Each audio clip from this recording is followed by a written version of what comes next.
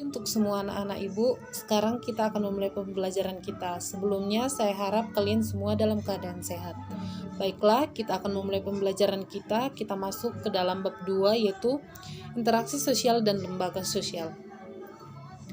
Adapun tujuan dari pembelajaran ini yaitu yang pertama, menjelaskan pengertian interaksi sosial, menjelaskan syarat-syarat interaksi sosial, menjelaskan bentuk interaksi sosial yang asosiatif, menjelaskan interaksi sosial yang disosiatif. Baiklah, berikutnya kita akan masuk ke dalam pengertian interaksi sosial. Adapun pengertian interaksi sosial yaitu hubungan-hubungan antara orang perorangan, antara kelompok manusia, maupun antara perorangan dan kelompok manusia. Dalam interaksi sosial, hubungan yang terjadi harus dilakukan secara timbal balik oleh kedua belah pihak. Jadi di sini kita bisa melihat interaksi sosial itu tidak hanya berupa hubungan-hubungan antara orang perorangan. Interaksi sosial juga bisa terjalin seperti komunikasi yang dilakukan antara satu orang dengan yang lain. Yang berikut yaitu berlangsungnya suatu proses interaksi sosial didasarkan pada beberapa faktor, antara lain yang pertama faktor imitasi. Yang dimaksud dengan faktor imitasi yaitu proses seseorang mencontoh orang lain. Contohnya, seorang anak akan meniru ibunya yang memasak di dapur karena melihat dan memperhatikan apa yang dilakukan oleh ibunya. Yang berikut yaitu faktor sugesti. Faktor sugesti ini merupakan pengaruh yang dapat menggerakkan hati orang.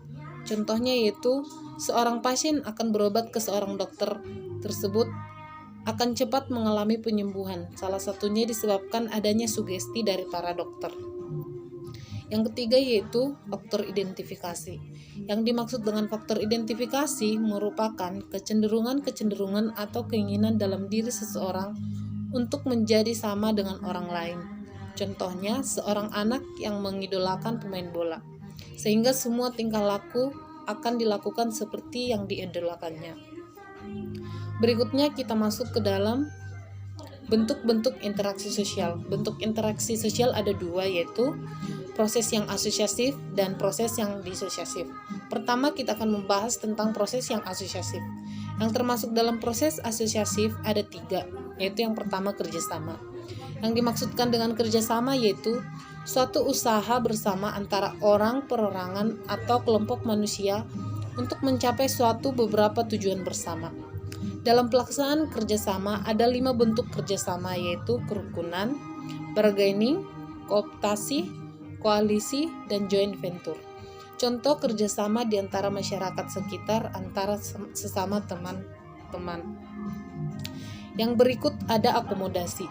Akomodasi merupakan usaha manusia untuk meredakan suatu pertentangan, yaitu usaha-usaha untuk mencapai kestabilan.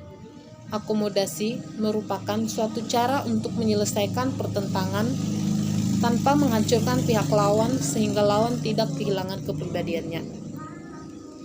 Yang berikut kita masuk dalam proses disosiatif, yaitu ada 3, yaitu yang pertama kompetisi, yang ketiga kontroversi, yang ketiga yaitu pertentangan. Kompetisi adalah suatu proses individu atau kelompok yang bersaing untuk mencari keuntungan melalui bidang-bidang kehidupan tertentu. Contohnya itu seperti gelar juara.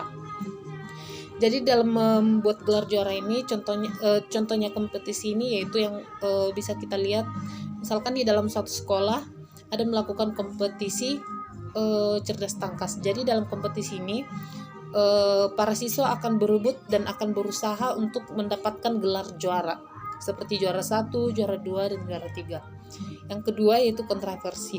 Kontroversi adalah sikap mental yang tersembunyi terhadap orang lain atau terhadap unsur-unsur kebudayaan suatu golongan tertentu. Yang terakhir yaitu pertentangan. Pertentangan adalah suatu proses di mana individu atau kelompok berusaha untuk memenuhi tujuannya dengan jalan menentang pihak lawan yang disertai dengan ancaman dan kekerasan.